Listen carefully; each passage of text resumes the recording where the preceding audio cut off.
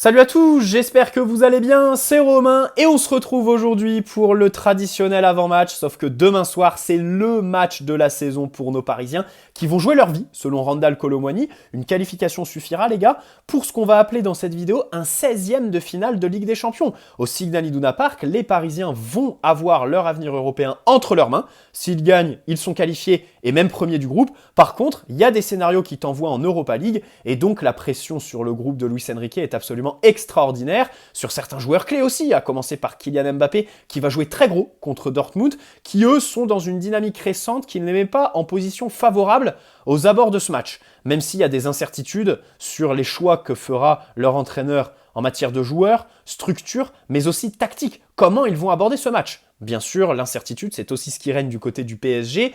Plus que jamais, avec Luis Enrique, les compositions qui fuitent dans la presse à 24-48 heures du coup d'envoi ne valent plus rien. Bref, je commencerai par les scénarios possibles. Le premier qui nous vient en tête, parce qu'on en a peur, c'est l'Europa League. Mais j'aimerais partir sur une note positive. Bien sûr, la crédibilité de ton projet est en jeu demain. Je ne pense pas que Luis Enrique joue son poste. Peut-être plus Luis Campos, comme ça a fuité d'ailleurs dans la presse ces dernières heures. Si on gagne, je rappelle qu'on est premier du groupe, pour la première fois depuis 2020. Donc, il y a le scénario Europa League, mais il y a aussi le meilleur des scénarios comptables. Bien sûr, si on fait nul, on est deuxième. Si Newcastle perdent ou font nul dans le même temps. Troisième, si Newcastle gagne contre Milan. Et si on perd, on est deuxième s'il y a nul entre Newcastle et Milan. Et s'il y a victoire dans le Newcastle-Milan, eh bien, on est troisième, on est en Europa League. Voilà les scénarios possibles pour le PSG. Bien sûr, tout ça, c'est assez bateau, ce sont des mathématiques. Tout repose sur nos joueurs, il faut gagner. Voilà, au vu de l'équipe Dortmund en face, la nôtre, il faut aller les chercher le plus haut, le plus tôt possible aussi. On va y revenir sur les temps forts, temps faibles qu'il va falloir très bien gérer parce qu'il va falloir capitaliser en matière d'efficacité quand on va se créer des occasions. Et quand Dortmund aura le ballon, parce qu'ils l'auront, ils ne vont pas hésiter à jouer en contre, essayer de mettre un petit peu de verticalité. Et nous, il va falloir être très très concentré. Je commencerai donc par l'adversaire, voilà, qui est déjà qualifié. C'est quelque chose à prendre en compte, puisqu'en face, en Bundesliga, leur championnat, ils sont 5e, à 4 points de la dernière place qualificative pour la Ligue des Champions, qui est donc la 4e, qui est occupée par Leipzig, qui a gagné contre Dortmund 3-2 ce week-end. Donc le match de demain, je ne sais pas si ce n'est pas une priorité pour eux. Je pense quand même qu'il y a des enjeux financiers. La question de finir premier plutôt que deuxième et les matchs européens, c'est toujours spécial. Ils seront à fond. Loin de moi l'idée de dire que demain, ils vont faire tourner ou quoi. Non, je ne le pense absolument pas. Mais voilà, ces derniers temps, déjà, il y a eu une certaine usure mentale chez eux parce que dans leur cadre national, ils ont eu de gros enjeux à jouer et qui ne leur ont pas réussi. La Coupe d'Allemagne, il y a une semaine contre Stuttgart, ils perdent 2-0. Et ce week-end, ils ont un match contre Augsbourg sur lequel, évidemment, il va falloir se projeter. Ce week-end, ils ont perdu en étant à 10 pendant 75 minutes. Bien sûr, ça les a bien usés. Et il y a aussi des incertitudes niveau infirmerie sur les présences de Sabitzer ou Wolf. Pour l'instant, ils sont incertains, on ne sait pas trop. Sabitzer plus que Wolf. Je pense que lui, il sera là, le milieu de Dortmund. Bon, il s'était testé samedi avant Leipzig, mais au final, il n'a pas joué. Là, je pense qu'il sera titulaire. Surtout que c'est quand même une obligation. S'il n'est pas là, ce secteur de jeu pour Dortmund serait quand même bien mal en point. Il y a les absences déjà actées de Ryerson, d'Emre Can pour suspension, Haller, Moukoko et Nmecha, qui avait marqué à Newcastle quand il se déplace là-bas. Il gagne 1-0 à St. James Park, c'est lui qui marque. C'était le plus gros investissement de l'été, même s'il fait un début de saison pas extraordinaire non plus. Je noterai aussi que chez Dortmund, il y a un vrai ressenti vis-à-vis du PSG. Alors, leur président, directeur sportif, machin, qui font les déclarations depuis des années sur le Qatar, machin chouette. Il y a la confrontation de 2020 qui, je pense, est dans leur tête, parce que demain, ils ont quand même la possibilité de nous éliminer. S'ils gagnent, notre avenir européen reposera sur le résultat du match entre Newcastle et Milan. Et aussi par rapport au match aller. Rappelez-vous, le penalty d'Mbappé, 49e minute, sur une main de Süle, je crois. Mats Hummels, après le match contre Newcastle en zone mixte, Donc lui, il jouait contre Milan. Quand on lui a dit qu'on a gagné à la dernière seconde sur un penalty, il a fait une déclaration qui a lancé les hostilités, manière de dire « J'espère que le penalty qu'ils ont eu contre Newcastle est un peu plus justifié que celui qu'on avait subi contre eux. » Donc voilà, demain, je pense qu'il y aura une certaine agressivité, un côté électrique dans ce match et il ne va pas falloir céder aux petites paroles qui seront peut-être jetées sur des temps morts et rester bien sûr focus. Bon, ceci étant, au vu de leur dynamique, ils sont assez difficiles à lire parce que à l'aller, par exemple, Malen et Adeyemi étaient titulaires. Reus et Füllkrug étaient sur le banc tous les deux et ne sont même pas rentrés si je dis pas de bêtises. En plus, en termes de structure, bon là ils jouent en 4-2-3-1, mais à l'aller, ils avaient joué sur une ligne de 5 défenseurs pour évidemment mieux gérer la largeur. Quels seront les choix de leur entraîneur demain? Entraîneur assez décrié, mais on y reviendra. Ces joueurs ne l'ont pas lâché, en témoigne la volonté jusqu'au bout contre Leipzig ce week-end. Bon, nous aussi, comme je l'ai dit plus tôt, avec Luis Enrique, je pense qu'on donne des mots de tête extraordinaires à l'entraîneur de Dortmund, parce qu'il ne sait absolument pas déjà, rien qu'un Mbappé, où est-ce qu'il va être en fait, quelle zone il va occuper. Au milieu de terrain, il y a des interrogations, l'absence de Dembélé, le poste de numéro 9, et même au poste de défenseur central, maintenant, il y a Danilo Skriniar qui sont en balance. Donc vraiment, je pense que déjà que d'habitude, les compos de Luis Enrique ne filtrent pas, parce qu'il les donne dans l'après-midi même. Là, plus que jamais, avec les absences, les circonstances actuelles, bon, il y a encore plus d'éléments qui quand même doivent pas faciliter la tâche de l'entraîneur de Dortmund. Notons ça aussi. Pour nos Parisiens, venons-y, évidemment, techniquement, déjà, j'attends un match très propre, avec de l'application, beaucoup moins d'approximation que celle qu'on a vue par le passé, contre Milan, contre Newcastle. La concentration et la rigueur, ça c'est ultra important, ça c'est quelque chose sur lequel j'insiste, parce que contre Newcastle, alors il y a l'erreur de Donnarumma au retour. À l'aller, il y a le deuxième but de Newcastle où tout le monde s'arrête de jouer parce qu'il pense qu'il y a une main de Newcastle dans la surface. Tout comme sur le but de Giroud, avec Hakimi qui s'arrête de jouer à San Siro, là, le deuxième au retour des vestiaires. Ça, c'est tout bonnement insupportable. Vraiment, demain, j'attends des joueurs au diapason, focus sur le jeu, Mbappé vis-à-vis des arbitres aussi. Vraiment, ne pas sortir de son match, ne pas... ce genre d'attitude me débecte et j'espère ne pas les voir demain sur le terrain. Ne pas encaisser l'ouverture du score aussi, parce qu'après ça peut vite devenir difficile face à une équipe de Dortmund qui saurait, s'il menait au score, se recroqueviller dans leur dernier mètre et nous laisser le ballon, faites-en ce que vous voulez, nous on verrouille, ça ils savent faire. Donc, pour moi, il va aussi falloir essayer de capitaliser sur le tout début de match. C'est quelque chose qui ne nous a pas réussi pour l'instant, puisque globalement le PSG est beaucoup plus efficace en deuxième mi-temps qu'en première déjà, parce qu'on a marqué donc, sur la phase de poule de Ligue des Champions 6 buts en seconde mi-temps, 2 en première mi-temps, mais à chaque fois, alors c'est pas une grosse séquence, je parle pas de la première demi-heure, à chaque fois c'est 12-15 minutes, mais les tout débuts de match du PSG sont très intéressants. T'as à chaque fois des grosses occasions, la talonnade d'Mbappé contre Newcastle. Ce week-end, dès la 17e, Mbappé va tirer sur Alban Lafont pour ce qui est sa meilleure action du match, tout simplement. Donc, tu dois capitaliser. Si on pouvait, pour une fois, ouvrir le score sur nos espèces de mini temps forts dès le début du match, là, c'est vrai qu'on rentre très bien dans les matchs. Par contre, après, à la 20e, ça va un petit peu moins. Mais... contre Milan par exemple aussi, on fait un très bon début de match à l'aller et on dévisse un petit peu après le quart d'heure de jeu. Au retour, alors on fait pas un très bon début de match, mais on marque à la 9e minute. Donc voilà, vraiment ce début de match va être très très important et sans Dembélé, il va y avoir un vrai souci d'efficacité puisqu'on va se créer beaucoup moins d'occasions. Il va vraiment falloir, face à Kobel, très bon gardien, la Suisse qui a l'habitude de nous fournir d'excellents gardiens, là, n'a pas manqué avec celui de Dortmund, qui est en plus en confiance en ce moment.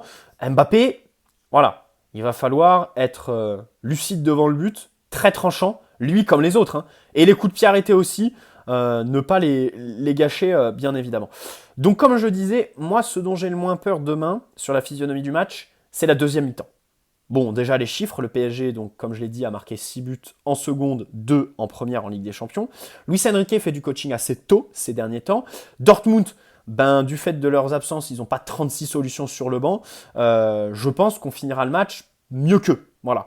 On l'a déjà vu d'ailleurs, hein, contre Newcastle, si on va chercher le penalty à la dernière seconde, c'est pas un hasard. Newcastle en face avait 14 absents, si je dis pas de bêtises. Nous, Vitinha qui va chercher Dembélé, c'est un entrant. Voilà, Vitinha était rentré. Et Livramento qui fait la faute sur le penalty, c'était un titulaire qui était quand même très fatigué, absolument cramé en toute fin de match, et donc il perd sa lucidité. Il fait cette faute sur le penalty. Contre Milan à l'aller aussi. Contre Milan, notons le but de Lee Kangin à la 89e, celui de Colomoni aussi qui intervient en deuxième mi-temps, et globalement le temps de jeu que Milan ont eu en première sur le match au Parc des Princes, ils ne l'ont jamais retrouvé en seconde. Voilà. Il y avait aussi des absences du côté de Milan, notons Loftus-Cheek, voilà, qui n'était pas là à l'aller mais au retour. Évidemment, au retour, vu tout ce qu'il nous a fait, je pense que son absence à l'aller était plutôt une bonne nouvelle. Et en plus, à ce moment-là, Milan était dans un contexte similaire à celui de Dortmund, puisque comme Dortmund, le week-end précédent en championnat, ils avaient pris un rouge contre la Juve et ils avaient dû jouer en infériorité numérique une bonne partie du match. Donc voilà. Ce genre de contexte, les deuxièmes mi-temps réussissent plus au PSG qu'à ses adversaires. C'est là où j'aurais un petit peu de confiance. Après, pour tout ce qui est coup de pied arrêté, contre-attaque, bon, là-dessus, je vous avouerai que on a hâte d'y être, quoi. On a hâte d'en finir, de savoir statuer sur notre sort. Bon, passons au 11, évidemment, et je vais vous livrer mes choix. Sur la structure déjà, je mets un 4-3-3 comme on a l'habitude de le voir ces derniers temps, à savoir on a abandonné un petit peu ce rôle du milieu relayeur gauche qui va fixer la ligne de touche pour faire de l'espace à Mbappé dans le demi-espace. Ça, c'est une animation qu'on a un petit peu laissée de côté. Donc on va prendre ce 4-3-3 avec deux vrais relayeurs. Donnarumma dans les cages bien évidemment, il va revenir après Le Havre. Bon, ben, on l'attend hein, sur les coups de pied arrêtés, sur les frappes à bout portant sur sa ligne. Si Dortmund nous presse, bon, je pense pas que Dortmund nous presseront comme Newcastle l'a fait par exemple à l'aller à St. James Park, mais à la relance, il va falloir que Gigio soit là. Voilà. Qui n'hésite pas à allonger sur nos latéraux pour aller les chercher directement, parce qu'à chaque fois, prendre un relais avec notre défenseur central, ça nous fait perdre du temps plus qu'autre chose, puisque nos centraux, au final, vont chercher les côtés, voilà, et ne vont pas fixer leur vis-à-vis chez l'adversaire. Vont la passer tout de suite, vont pas mettre ce petit temps d'attente pour libérer de l'espace au receveur. Bref, Hakimi à droite, pareil, hein, sans Dembélé, ça va être compliqué, mais j'attends de lui beaucoup de justesse dans ses gestes offensifs, notamment, chose qui avait manqué à San Siro, match retour contre Milan. C'est vrai qu'offensivement, Hakimi, alors Dembélé était sur le terrain cette fois, mais Hakimi, voilà, dans le dernier tiers, était un petit peu moins juste. Là, bien sûr, le volume de course et tout ça, bon, on sait très bien qu'il va les avaler, mais avec ballon, à la relance, et surtout, en l'absence de Dembélé, les centres, les passes dans le dernier tiers, les tirs, parce qu'on sait très bien que c'est quelqu'un qui peut faire des gestes de vrai buteur. Demain, on va en avoir besoin. Marquinhos, titulaire axe droit bien évidemment, avec donc le brassard de capitaine. On n'espère pas de boulette, comme à l'aller contre Newcastle. Et je noterai aussi la retournée de Leao à San Siro, où il le suit sur toute l'action, enfin de manière très, très passive, et qui le lâche dans la surface au pire des moments, puisque Leao peut faire son espèce de retournée qui est toute molle là et qui finit quand même au fond des filets. Donc pas de boulette pour lui et de la personnalité s'il te plaît à la relance. Des ballons longs vers Mbappé, comme je l'ai dit hier, ça on va en avoir besoin d'alterner entre jeu de possession et les transitions un petit peu plus rapides, voilà, pour essayer de trouver un Mbappé lancé là où il est le meilleur. Aux côtés de Marquinhos, ça vous le saviez, hein, ça fait quelques vidéos que je le dis, je mets Skriniar sur le banc pour Danilo. Skriniar, ses deux dernières entrées sont pas excellentes, alors que Danilo, ses deux dernières titularisations sont très bonnes. Plus Le Havre que Nantes, puisque samedi, il n'a pas eu grand-chose à faire. Mais voilà, je le titularise demain. Je pense que Füllkrug, ça peut être un bon client pour lui. C'est pas un attaquant très rapide, donc il ne le mettra pas à mal dans cette dimension-là. Et Danilo, avec son mètre 88, 89, va pouvoir essayer de le dépasser dans les airs, sur les duels au sol, aller le gêner. Donc voilà, je le mets. Et à la relance, évidemment, j'attends aussi de sa part une prise de responsabilité qu'on n'a pas vraiment vue contre Nantes samedi soir. À gauche, Lucas Hernandez. Moi, Lucas, je l'attends avec ballon. C'est un grand joueur, tu vois. Moi, j'ai confiance. Les joueurs de la trempe de Lucas, ça répond toujours sur ses qualités dans les grands matchs. Donc l'agressivité, les duels défensifs, on sait très bien qu'il va les gérer, qu'il va tout donner, que ça va être un guerrier, et que si ça va pas très bien, ce sera un des premiers à prendre le lead et se projeter, parler à ses partenaires, aussi s'engueuler avec les adversaires, parce que ça aussi il le fait un petit peu. Donc là-dessus, pas de problème. Par contre, avec ballon, c'est vrai que ces derniers temps, il a perdu un petit peu en justesse, et j'espère que demain, ses choix seront les bons, et l'exécution, pareil. Voilà. Qui se projette aussi, pour qu'on ne soit pas trop monotone axé côté droit, surtout que sur ce côté-là, on perd Dembélé. Devant la défense, je mets Ugarte, qui lui est dans une spirale un petit peu négative depuis quelques temps. C'est sûrement un de ceux que j'attends le plus demain, Ugarte, parce que sa phase de poule jusque-là est quand même très très moyenne, voire très compliquée. Donc demain, d'autant plus que Emre Can est absent, c'est une bonne nouvelle pour lui. Ce style de milieu un petit peu déménageur, qu'il ne soit pas là, ça va faire les affaires d'Ugarte. Et on sait très bien que tout se jouera sur les transitions défensives. Quand on va perdre le ballon haut sur le terrain, Dortmund ne vont pas hésiter à jouer très rapidement, à prendre des relais dans l'axe. Et là, Ugarte va devoir faire parler ses qualités de contre-presseur, à jaillir avec le bon tempo, avec le bon geste aussi, la bonne intensité pour pas faire faute. Vraiment, je l'attends là-dessus, sur ses qualités, parce que ça va être capital demain. Un match, je pense, qui colle avec ses caractéristiques. Maintenant, avec ballon, bon, on connaît ses défauts, ils sont mis en exergue ces dernières semaines. J'espère des renversements et tout ça, une petite prise de responsabilité, même si là-dessus, bon, je préfère qu'il gagne des duels, et ensuite, on pensera au jeu avec ballon. En relayeur droit, Ginov, et je mets Lee Kang-in, personnellement. Faux pied, vous savez ma préférence de Lee Kang-in sur le côté droit plutôt que sur le côté gauche, pour justement l'orienter sur notre côté gauche pour aller chercher Mbappé par la passe. C'est le seul qui peut lancer Mbappé en profondeur. Donc je préfère le mettre côté droit plutôt que côté gauche. Côté gauche, il aurait une touche de plus, il aurait 2 secondes de plus à prendre pour lever la tête, la tourner et chercher Mbappé. Là à droite, il va pouvoir le chercher directement avec son pied gauche et essayer de le lancer sur le côté gauche. Voilà. Donc je mets Lee Kang-in de ce côté-là. J'attends de lui aussi un bon investissement défensif. Pas de faute, attention. Ça, c'est vrai que des fois, il fait un petit peu des excès d'engagement. Il prend des jaunes aussi. Il a déjà pris des jaunes depuis le début de la saison. Donc c'est très bien de s'investir, mais parfois, attention aux excès, parce que du coup, en tant que relayeur, quand tu te retrouves avec un carton jaune, ça peut vite te mettre une épée de Damoclès au-dessus de la tête. Relayeur gauche, je mets Warren Zaïre-Emery. Je mets Warren à gauche, donc je le repositionne, puisque d'habitude il joue à droite. Pourquoi ? Parce que devant, je mets Mbappé ailier gauche. Et donc, je veux Lee Kang-in qui va le chercher par la passe, et je veux Warren avec ses percées côté gauche, pour que je veux que les ballons aillent sur le meilleur joueur de l'équipe, en fait. Voilà, tout simplement. On va pas se mentir, Mbappé, c'est le meilleur. Même s'il fait un début de saison, c'est pas le sujet de la vidéo, mais qui est pas bon, à part en termes statistiques. Pour moi, il faut absolument que on fasse arriver le plus de ballons à lui. Et donc, les percées de Warren sont intéressantes dans cette dimension-là. Sa capacité à faire des passez-va, Warren. Donc voilà, pour échanger avec Mbappé, ça peut être aussi pas mal. Donc, je le mets relayeur gauche. En plus, derrière Mbappé, il va pouvoir avaler un petit peu les espaces qu'Mbappé va laisser vides à la perte. Au duel, on sait très bien que Warren, c'est quelqu'un qui est très rugueux, voilà, sur les relances de Dortmund. Donc voilà, je l'attends. Vitinha est sur le banc. Bon, pour moi, quand je dois gagner un match, je pense pas à Vitinha tout de suite, en fait, tu vois. Vitinha, je le pense plus sur un match de contrôle où je veux de l'équilibre. Mais là, demain, il faut gagner, en fait. Donc, je préfère titulariser ces deux-là, relayeurs, c'est mon choix fort. Vous l'avez compris, Mbappé est ailier gauche. On va s'arrêter un petit peu sur lui parce que c'est un match très important pour l'équipe, mais pour lui aussi personnellement. Exemple typique, le Ballon d'Or.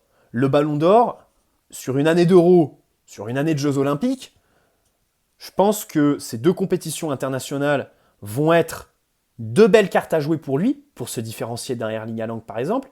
Le problème, c'est que ces deux compétitions, si tu es éliminé en phase de poule et que tu joues la Ligue Europa à côté, je pense que le Ballon d'Or, tu lui dis adieu. Peu importe ce que tu fais à l'Euro et au JO. Donc voilà, se qualifier, ce serait déjà un premier pas pour essayer de capitaliser sur ce qui va lui arriver individuellement cette année. Donc, premièrement, la dimension individuelle pour lui. Et ensuite, sur l'équipe, il y a un point sur lequel je l'attends particulièrement parce que ces dernières semaines, enfin c'est un peu bizarre, les arbitres en fait. Les arbitres, j'ai l'impression qu'ils sortent de ces matchs. Marcignac contre Newcastle, qu'il retrouvait depuis la finale de la Coupe du Monde l'année dernière, waouh, super storytelling. Au final, il fait que de s'énerver et ça empathie sur son jeu, j'ai l'impression. Samedi avec Brizard, pareil, il demande des fautes, il y en a les deux tiers, elles n'existent pas, et au final, ben, ça donne un joueur qui semble rejeter la faute sur les autres, ne pas se concentrer sur lui-même et sortir de son match, tout simplement. Donc j'espère vraiment que demain, avec donc l'arbitre suédois assez inexpérimenté, hein, c'est la première fois qu'il arbitre le PSG. D'ailleurs, il a arbitré Mbappé sur le France-Kazakhstan qu'on gagne 8-0 au Parc des Princes en fin d'année 2022. Voilà, l'arbitre suédois demain, je n'ai pas son nom en tête, hein, je suis désolé, mais c'est vrai que l'UEFA ont assez innové en mettant un arbitre qui manque un petit peu d'expérience, même s'il en a, donc à l'échelle internationale, comme je le disais, il a aussi arbitré des matchs de Ligue des Nations. Donc voilà, Mbappé, il va falloir qu'il ne sorte pas de son match. En face, il y a Schlotterbeck. C'est le seul joueur de Dortmund qui est sous la menace d'une suspension en huitième de finale s'il prend un jaune demain. Donc que Mbappé n'hésite pas à aller le titiller, à aller le chercher. Et bien sûr, j'ai dit qu'Mbappé était ailier gauche. Bien sûr, ça c'est qu'une façade. Il a toutes les libertés de se déplacer où il veut, quand il veut, sur le terrain. Voilà. Pour ce qui est des suspensions, chez nous, on a quand même Lucas, Hakimi, Skriniar et Ugarte, ce qui fait beaucoup. Donc on espère que ces quatre-là vont pas prendre de jaune sous peine d'être suspendus sur le possible huitième de finale aller qu'on jouerait en Ligue des Champions ou en Ligue Europa. Voilà, après, pour revenir sur Mbappé, j'espère qu'il aura une bonne lecture du match hein, pour aller dans les bonnes zones au bon moment, pour faire les bons gestes selon ce que le match demande et ce que l'adversaire t'impose. C'est des phrases que je fais que de répéter avec lui, mais j'ai l'impression que c'est son principal axe de progression aujourd'hui. Arrêter de s'entêter à vouloir jouer sur ses qualités et essayer de bien lire le match, aller là où il faut, et ne pas être à contretemps de ses partenaires et de la physionomie du match. Voilà. En pointe. Alors en pointe, je mets Gonzalo Ramos, même si ça va pas de soi. Alors on l'a pas vu depuis Monaco, hein. Enfin il était rentré contre Newcastle, mais à la 85e, et ensuite contre Le Havre et Nantes, même pas d'entrée, ce qui est assez surprenant quand même, notons-le, parce que contre Monaco, c'était son match le plus complet depuis son arrivée. Il avait même marqué. Bon, je dois vous le dire, personnellement, j'aurais mis Asensio à sa place. Hein. J'aurais mis Asensio faux numéro 9. Le problème, c'est que l'Espagnol, avec 20 minutes de temps de jeu depuis sa blessure qui date quand même d'il y a 3 mois, bon, autant vous dire que le mettre titulaire, en Ligue des Champions, c'est pas possible en fait. Donc je mets Gonzalo Ramos devant. Il est bon de la tête sur les coups de pied arrêtés, offensifs comme défensifs. Barcola se fait manger au premier poteau ce week-end. Là, Gonzalo Ramos, c'est quelqu'un qui est vraiment bon, qui va pouvoir s'y mettre justement au premier poteau pour apporter de la sécurité, de la présence aussi pour nous dans la surface adverse. Et pour ce qui est des coups de pied arrêtés défensifs, ça permet de libérer Kolo Muani. Vous l'avez compris, je mets Kolo Muani ailier droit. Ça me permet en fait de garder Kolo Muani pour les contre-attaques. Parce que si Gonzalo Ramos n'est pas là, c'est Kolo qui se met premier poteau. Sachant que Randall est un joueur relativement rapide, meilleur que Gonzalo pour contre-attaquer, je trouve que c'est une dimension assez intéressante. Donc à droite, Kolo Muani. Pourquoi ? Parce qu'en face, il y a Ben Sebaini, qui fait 1m87, qui pèse 80 kg, vous avez compris, c'est quand même un beau bébé. Donc je mets Randall, mettre Lee Kangin à ce poste-là, ailier droit, ce serait de la folie douce face au latéral algérien qui va athlétiquement imposer un vrai duel. Randall avec son 1m87, bon je crois qu'il fait 75 kg, un petit peu moins peut-être.